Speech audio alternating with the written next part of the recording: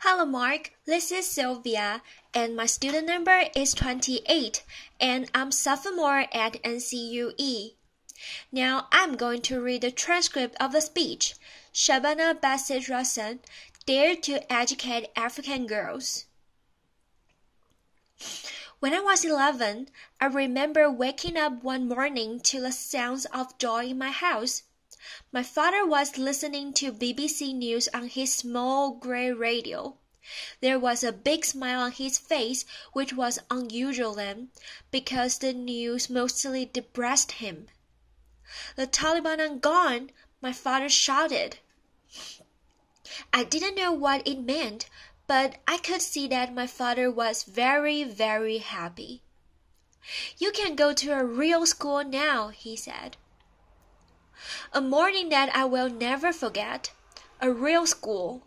You see, I was 6 when the Taliban took over Afghanistan and made it illegal for girls to go to school. So for the next 5 years, I dressed as a boy to escort my older sister, who was no longer allowed to be outside alone, to a secret school. It was the only way we both could be educated.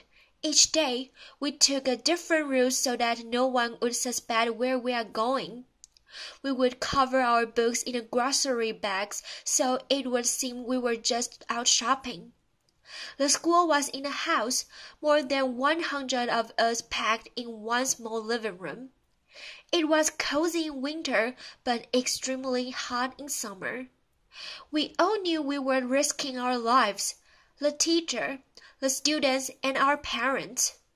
From time to time, the school would suddenly be concealed for a week because Taliban were suspicious. We always wondered what they knew about us. Were we being followed? Do they know where we live? We are scared, but still, school was where we wanted to be. I was very lucky to grow up in a family where education was prized and daughters were treasured. My grandfather was an extraordinary man for his time, a total maverick from the remote province of Afghanistan. He insisted that his daughter, my mom, go to school, and for that he was disowned by his father. But my educated mother became a teacher. There she is. She retired 2 years ago, only to turn our house into a school for girls and women in our neighborhood. And my father, that's him. He was the first ever in his family to receive an education. There was no question that his children would receive an education, including his daughters, despite the Taliban, despite the risks. To him, there was greater risk in not educating his children. During Taliban years, I remember there were times I would get so frustrated by our life and always being scared and not seeing a future. I would want to quit, but my father, he would say, "Listen, my daughter, you can lose everything you own in your life. Your money can be stolen.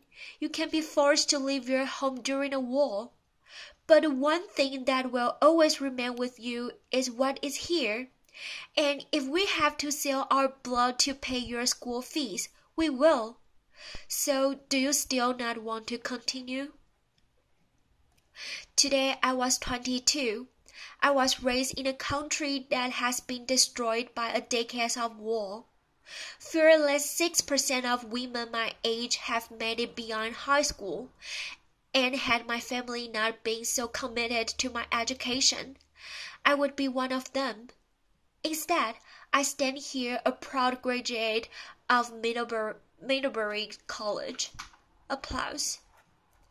When I returned to Afghanistan, my grandfather, the one exiled from his home for daring to educate his daughters, was among the first to congratulate me. He not only brags about my college degree, but also that I was the first woman and that I'm the first woman to drive him through the streets of Kabul. Applause. My family believes in me. I dream big, but my family dreams even bigger for me. That's why I'm a global ambassador for 10 times 10, a global campaign to educate women.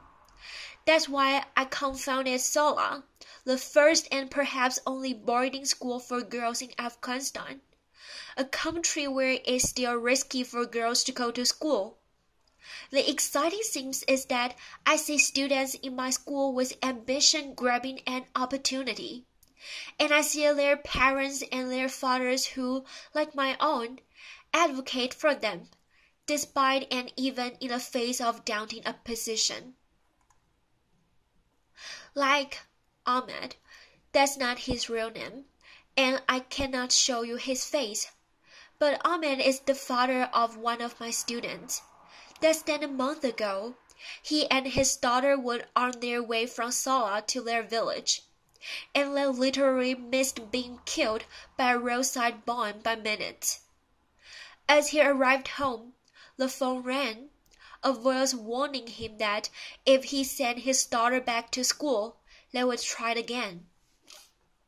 "Kill me now, if you wish," he said, "but I will not ruin my daughter's future because of your old and backward ideas." What I've come to realize about Afghanistan, and it's something that is often dismissed in the West, that behind most of us who succeed in a father who recognizes the value in his daughter and who sees her success as his success, is not to say that our mothers aren't key in our success. In fact, they are often the initial and convincing negotiators of a bright future for their daughters. But in the context of a society like in Afghanistan, we must have the support of men. Under the Taliban, girls who went to school numbered in the hundreds. Remember, it was illegal. But today, more than 3 million girls are in school in Afghanistan. Applause. Afghanistan looks so different from here in America. I found that Americans see the fragility in changes. I fear that these changes will not last much beyond the U.S. troops' withdrawal. But when I'm back in Afghanistan, when I see the students in my school and their parents who advocate for them, who encourage them, I see a promising future and lasting change. To me, Afghanistan is a country of hope and boundless possibilities, and even single day the girls of Sola remind me of that. Like me, they are dreaming big. Thank you. Applause. Thank you for your listening.